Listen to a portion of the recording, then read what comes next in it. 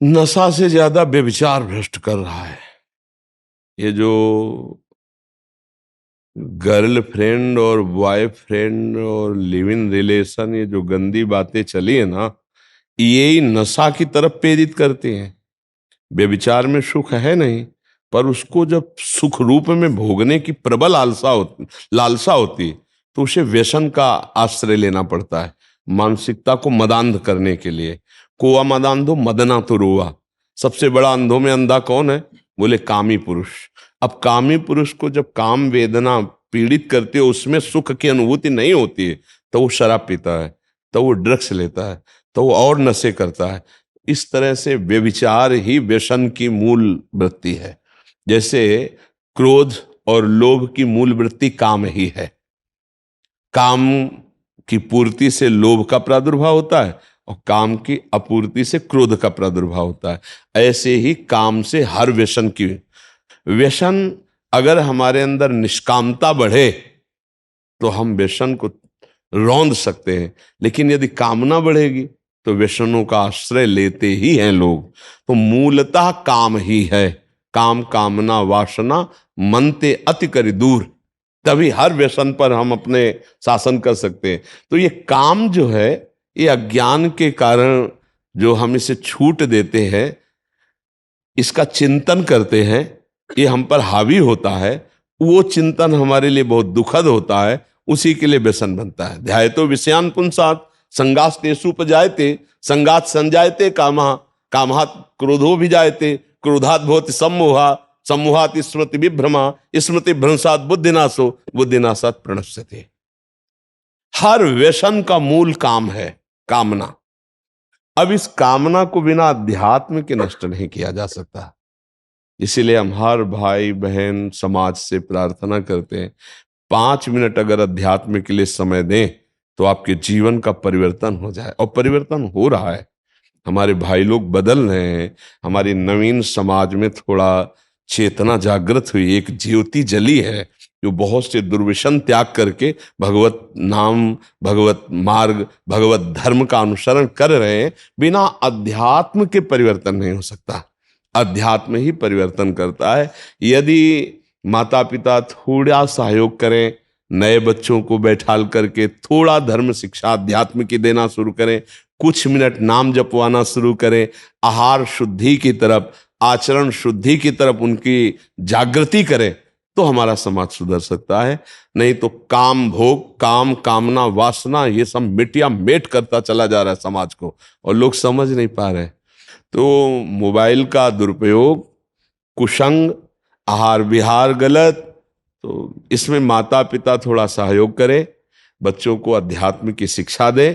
नहीं आता अध्यात्म का ज्ञान, तो अध्यात्म के हमारे भारत देश में एक से एक उद्भट विद्वान हैं, एक से एक ब्रह्म ऋषि हैं, एक से एक महात्मा है, उनके वचन सुनाए जाएं तो ही परिवर्तन हो सकता है। अन्यथा ऐसे ऐसे लोग आते हैं कि हमें आश्चर्य होता है। अभी एक कल आए थे, मात्र 6 महीने से सत्संग सुन रहा हूं, 35 वर्ष की गंदी आदत सब छोड़कर आज मैं राधा राधा जप रहा हूं, और तब मैं आपके पास आया हूं कि अब मेरा क्या होगा, अब आगे का निर्देश कीजिए। तो देखो, अध्यात्म में आए हो हमारे पास बाद में, पर सुधर पहले गए। तो हमें लगता है यदि सत्संग सुनाया जाए, बच्चों को बैठ करके धर्म की शिक्षा दी जाए, उनको बताया जाए कि ये व्यभिचार बहुत बड़ी हानि है, ये व्यसन बहुत बड़ी हानि है, ये गंदी बातें हैं, तो समाज हमारा सुधर सके। आजकल माता पिता को फुर्सत नहीं अपने मनोरंजन से।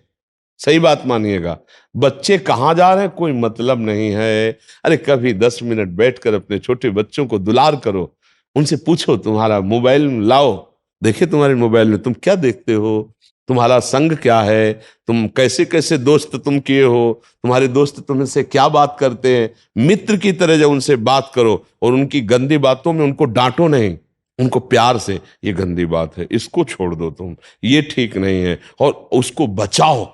अब जैसे 12, 13, 14, यही वो रास्ता है जहां से भटकाव होता है या जहां से सुधार होता है।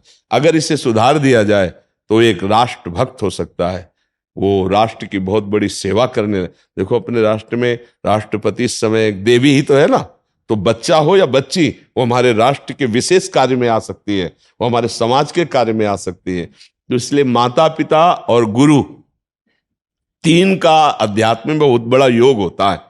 यदि सही माता पिता शिक्षण दें और सही धार्मिक गुरु मिल जाए तो किसी का भी परिवर्तन हो सकता है।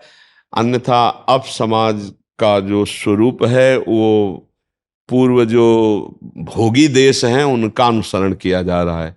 वहाँ के वस्त्र पहने जा रहे हैं, वहाँ की चाल चलन सीखी जा रही। ये अपने देश में तो ऐसा नहीं। अपना देश तो धार्मिक देश है, पवित्र देश है। हमारे देश का अनुसरण बाहर वाले करते हैं धार्मिक। कहीं भी आप देख लीजिए, भारत की जो धार्मिक व्यवस्था है वो विश्व में ऐसी कहीं नहीं है, इसी का अनुसरण किया जाता है। विदेशी आप देखने को मिलते हैं कि वो चोटी रखा रहे हैं, वो धोती पहन रहे हैं, वो यज्ञोपवीत पहन रहे हैं। विदेशी लोग मर्यादा से रह रहे हैं। वो अर्जेंटीना, हाँ, वहां के आए थे, राधा अधर मधु मिलिंद जय जय, तो एक आंसू भरे आए थे कि बिल्कुल वैसे अपनी भारतीय वेशभूषा में कंठी तिलक धारण लगा है। भगवान देखो, विदेश में इनको ऊपर कृपा हो गई, नाम पूरे विश्व को पावन कर सकता है। तो ये जो लोग आज नए नए बच्चों को देखते हैं ना कि व्यसन करके आते, कितना पतित हो गए हैं बच्चे। अभी 18, 16, 17 के हैं। ये अवस्था व्यायाम करने की, ब्रह्मचर्य की, उत्तम विद्या अध्ययन करने की, अच्छे संस्कार की, सो गंदे आचरणों में फंस रहे। अगर हम एक एक अपना सुधार करें तो हम अपने भारत का सुधार कर सकते हैं। हमारा सहयोग यही है आप सबका कि आप अपना सुधार कर लो, आप अपना सुधार कर लो, आप अपना, तो आप 10 को सुधारोगे, 10 को सुधारेंगे, इससे हमारे भारत का सुधार हो सकता है। तो अध्यात्म के बिना तो सुधार असंभव है। और अध्यात्म एन केन प्रकारेण, जैसे हम अधम जीव हैं तो जा नहीं पाते हैं। यदि आप लोग कहीं बाहर जाते हो तो जबरदस्ती सुनाओ, जबरदस्ती 10-20 को बैठाओ, भले प्रलोभन दे के, किसी भी तरह। एक नाथ जी जब सत्संग करते थे ना तो पूरी एरिया को ऐलान कर देते थे कि 250 ग्राम चीनी देंगे सबको। तो गरीब गरीब लोग जो है ना एकत्रित होते, तो सबसे विट्ठल विट्ठल खूब रामकृष्ण हरि कीर्तन करवाते और भगवत चर्चा सुनाते, फिर 250 ग्राम चीनी देते। तो चीनी के लोभ से अमृत पान करा देते। अब उनका व्यसन बन जाता, फिर वो चीनी के लोभ से नहीं, वो सत्संग के लोभ से आने लगते। तो हम अपने लोगों को चाहिए, जैसे साधु महात्मा जन ने कोई ना कोई ऐसा कि भाई आज ठाकुर जी का भोग लगा रहे, आओ 50 लोगों को पवाएंगे, 50 लोगों को बैठा के नाम कीर्तन करवावे और सत्संग सुनावे। सत्संग से परिवर्तन बहुत ज्यादा होता है। अब थोड़ा समय बदल रहा है कि साधु महात्माओं को पशुओं की तरह घेर के मारने लगे लोग, कि अब वो संत महात्मा जा रहे हैं, बोले बच्चा चोर, मारने लगे। बताओ साधु को, अरे बच्चा चोर जो होते हैं उनको पकड़ ही नहीं पाओगे तुम, वो ऐसे थोड़ी पूछते हैं, उनको तो जान ही नहीं पाओगे। सीधे सरल महात्मा अगर रास्ता पूछ रहे हैं, कुछ बात कर रहे हैं, आपको कोई संशय दिखाई दे रहा है, उनकी जानकारी कीजिए, कहाँ से आए हैं, कौन। भाई वो कोई राक्षस तो है नहीं कि खा जाएंगे। अच्छा, कोई उनके पास अस्त्र शस्त्र नहीं कि वो शूट कर देंगे। आप पुलिस बुलाओ, आराम से बैठ के गांव के पंचायत के लगवाओ, उनकी जान का ऐसे घेर के पशुओं की तरह। तो अब ये भी बहुत डर लगता है कि अगर संत गांव गांव जाकर उपदेश करे तो मारे ना जाए कहीं।